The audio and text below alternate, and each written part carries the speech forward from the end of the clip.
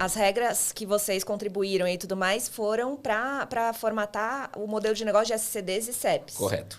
E SCDs e CEPs hoje, você acha que existe, dentro, né, da formulação lá da primeira regra até hoje, você acha que teve de fato uma evolução normativa e crescimento do mercado? Qual que é a sua visão sobre essa evolução? Acho que primeiro, o fato de você constituir uma instituição financeira que empresta com R$1 milhão, isso é muito importante e justamente serve para você testar novas tecnologias. Então, pensa, eu vou montar um banco para usar uma tecnologia, então eu vou gastar 50 milhões de business plan e tudo, para tentar uma tecnologia e pode dar errado. Quem é que vai fazer isso?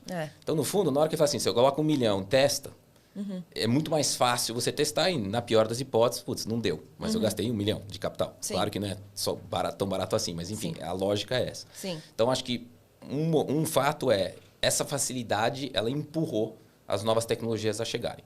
E por trás disso, por conta da pressão de congresso, falando por que as taxas de juros são tão altas, o que se buscou é uma nova forma de gestão financeira que vai um dia abaixar a taxa de juros, vai bancarizar pessoas que não têm acesso a crédito. Então, acho que isso fazia parte dessa agenda. E quando a norma começou, várias conversas foram feitas. E durante o período, a gente conversando com o Banco Central, falou, olha, a gente tem...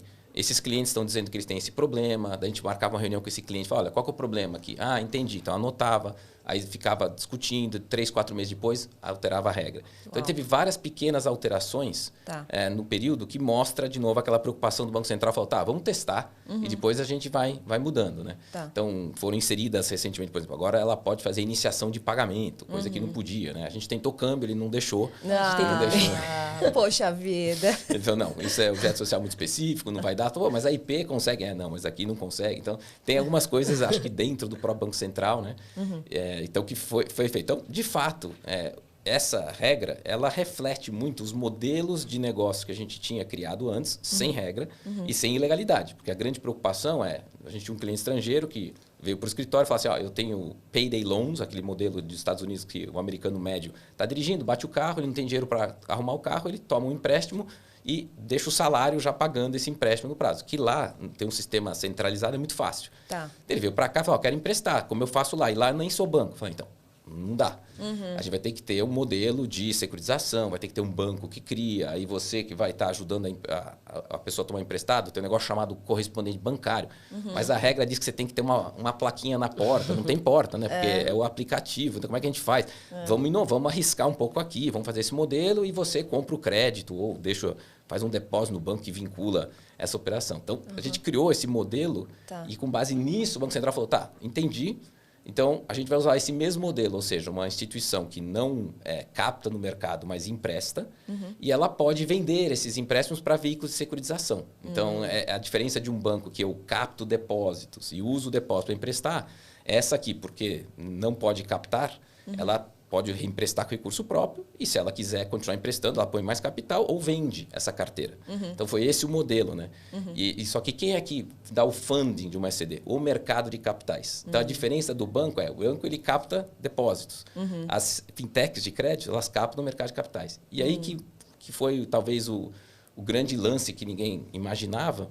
Os grandes financiadores do novo modelo foram bancos americanos, Goldman, Morgan Stanley. Olha só. E por quê? Porque, aí, coincidências à parte, sorte, o modelo de compra de títulos, debêntures, cotas, no mercado de balcão, ele é feito por uma outra regra do Banco Central, que é a 4373, que é investidor institucional que vem para o país e pode comprar ações na Bolsa ou mercado de balcão.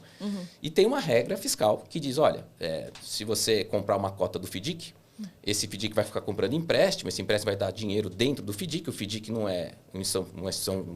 existe como entidade, é um condomínio, não paga imposto, então você tem um diferimento de imposto, então primeira grande vantagem. E a segunda se você é estrangeiro e você resgatar suas cotas, você vai pagar ganho de capital, mas só 15%. Enquanto que uma empresa pagaria 34%, uma empresa brasileira.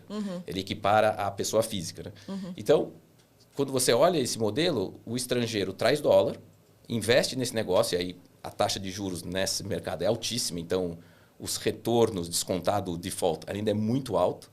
Ele tem tanta receita que ele consegue comprar um hedge, porque você está emprestando em reais, e mesmo assim ele tem um retorno pagando só 15% lá na frente.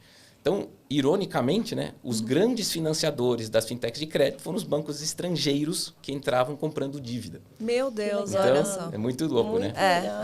Não, e assim, na verdade, o que eles já fizeram foi conectar já para mini Open Finance na época, porque conectam 2 reguladores, né? CVM com o Banco Central dentro desse processo e uma junção e de um modelo que inimaginável mesmo, né? Juntando FDICs e, enfim, fundos de investimento de uma operação. É super sofisticado. Hoje em dia ainda que agora eu acho que teve essa norma esse ano, a 181, que a resolução que fala sobre o aprimoramento da regra também de FDIC. Você acha que vem também para ajudar nesse processo, essa resolução? Então, lembra, né? O Banco Central ele faz as coisas testando, depois ele vai abrindo, né? Então, quando ele começou, a regra falava, olha, você só pode SCD, você só pode vender para uma instituição financeira, para um FDIC ou securitização.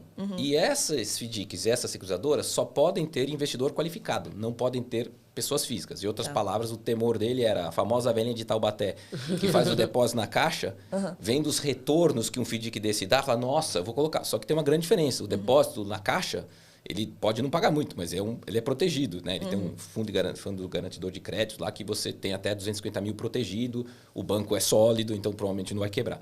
Se você vai comprar um dinheiro para fazer crédito é altíssimo risco e essa pessoa provavelmente não estaria preparada e ela poderia ser enganada a dizer, nossa, o cara ganhou 300% ao ano, eu quero isso para mim, para comprar minha casa, meu sonho. E aí quebra a cara.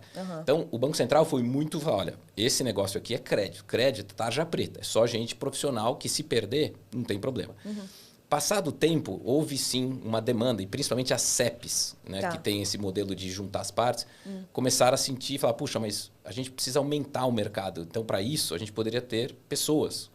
E isso começou uma discussão. O Banco Central sempre falou, olha, a gente tem que discutir isso com a CVM, a gente ainda não estaria preparado para isso. Mas a CVM, de fato, mexendo a regra, agora, de uma forma bem conservadora ainda, ela permite pessoas físicas entrarem nesses FDICs de crédito com uma série de condições. Eu tenho que ter uma cota subordinada com um cara que cobre o risco, tem que ter rating, tem uma série de... Mas, de fato, é um primeiro movimento de popularização do crédito para a pessoa física. É uma tendência que vai continuar? Eu acho que sim. Né? E por que eu digo isso? Porque você tem que olhar outras regras. Por exemplo, regra cambial, mudou agora em dezembro. Liberdade maior, sem burocracia. Qualquer pessoa hoje...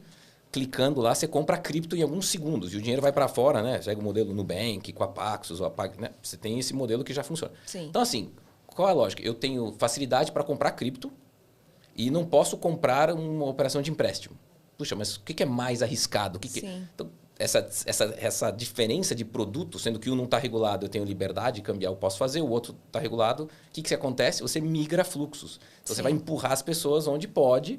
Né? Então, assim, qualquer coisa artificial, quando você tem uma demanda de mercado, você não vai conseguir. Então, acho que isso aqui é um momento que o Banco Central percebeu, acho que mais a CVM percebeu, e agora o Banco Central precisa mexer um pouquinho nas regras, porque tem uma proibição ainda na regra atual de você oferecer para a pessoa física. Né? Então, isso também vai ser feito, já está sendo discutido, inclusive. Interessante. Nossa, muito legal.